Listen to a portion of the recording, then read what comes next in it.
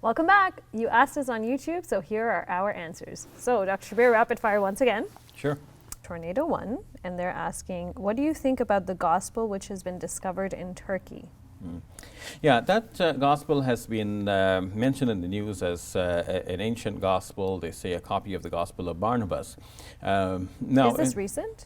This is recent, okay. yes. Of course, the Gospel of Barnabas has made news for a couple of hundred years now, in that it was first discovered in the 1600s by Fra Marino, an Italian who had converted to Islam.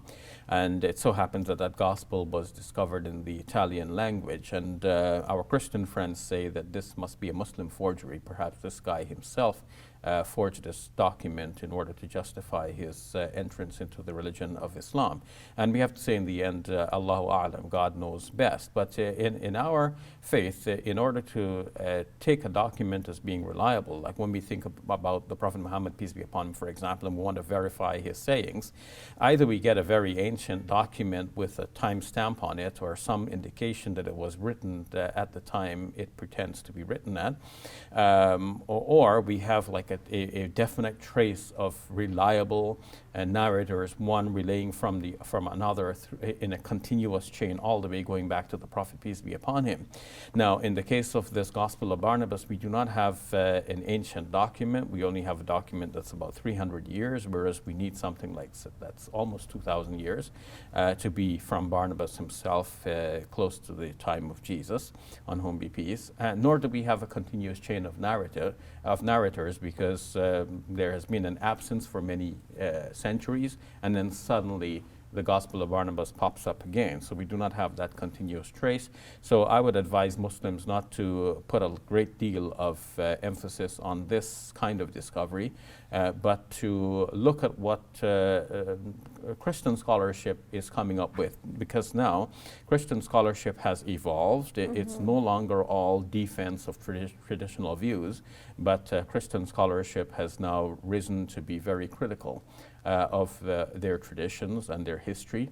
And if there is a new discovery that is worth paying attention to from the historical aspect, then Christian scholars now themselves would admit this. Interesting. Ali Zgol asks us, should us Muslims accept the 10 commandments of Moses? Well, in fact, we do, except for the fourth commandment, which is about keeping the Sabbath, because Muslims observe Friday rather than Saturday. And of course, our Sabbath, our Friday, is a day on which we can work as well. The Quran seems to expect that we would be at work in the morning, leave off our trade and business, come to the prayer, and then after the prayer is done, the Surah Al-Jumu'ah, the 62nd chapter of the Quran, says, then فَانْتَشِرُوا فِي الْأَرْضِ وَابْتَغُوا مِنْ فَضْلِ اللَّهِ, then spread out in the land and seek the bounties of God, which is interpreted as meaning you go out and you find work, or you engage in further business. So, but Friday has become now our sacred day rather than on the Saturday. But the rest of the commandments are all commandments which are found in the Quran, and in one way or another, similar wording, even if not exact. And these are most clearly found in a list form in the 6th chapter of the Quran and in the 17th chapter of the Quran. In fact, Sebastian Gunther has written an article showing that the 10 commandments have their equivalents in the Quranic text. Interesting. Okay, Hada Boys is asking us, why are Muslim societies of today so unprogressive and backwards when Muslim societies of the past, for example, the Islamic Golden Age, were progressive and experienced quote-unquote scientific, economic, and cultural flourishing? Yeah, this is something that needs a lot of attention. Somebody wrote a book entitled The Urgency of Ijtihad, and to me that's one of the issues that we have tended to be very traditional, to follow old things, and old things worked for a while, and but sometimes there are limitations. You reach your limit and then other people surpass you because they don't have these limits. So we have to think outside of the box. There are certain things obviously in our religion which are necessary and which we must maintain, but there are other things which are peripheral and not necessary, and to maintain them could actually lead to the stagnation of our societies. And to me, this to a large extent is what has has happened. So the Quran is what we need to go back to. That is the foundation stone of our religion. And the Quran actually teaches us to be progressive, to think outside of the box, to study, to travel, to reflect, and to engage in science and technology. Very true. So from this question from Aniza Yassin, what should I do after praying istikhara? Should I look for signs or can I ask for a sign? You can ask for a sign. It is mentioned in the Quran that Zachariah asked for a sign and he was given one. But most of us will not be given such a definite sign. Some people think that you pray the istikhara, which is a prayer asking God for guidance, especially in a particular matter to be decided upon, an action to be taken. And people think that if I pray this prayer at night and I go to sleep, somehow in my dream I'll see like the right solution. Now maybe that's possible, but the whole idea of this istikhara prayer is that you're asking God to bring about the best of this affair, either by guiding you to make the right decision or by guiding other people to make favorable decisions in your favor, or something. In other words, God will in his own way bring about the best that can be brought about in this situation, and it is not something that will come to you like a flash of blinding light that tells you that this is, you know, you're not going to see it written in the clouds that this is the direction you have to go. But it is still possible that maybe a person may see a certain clarity in one's dream, or one might wake up in the morning having decided that this is the route that I'm going to take. And one can then proceed with the expectation that, yeah, God is guiding me somehow.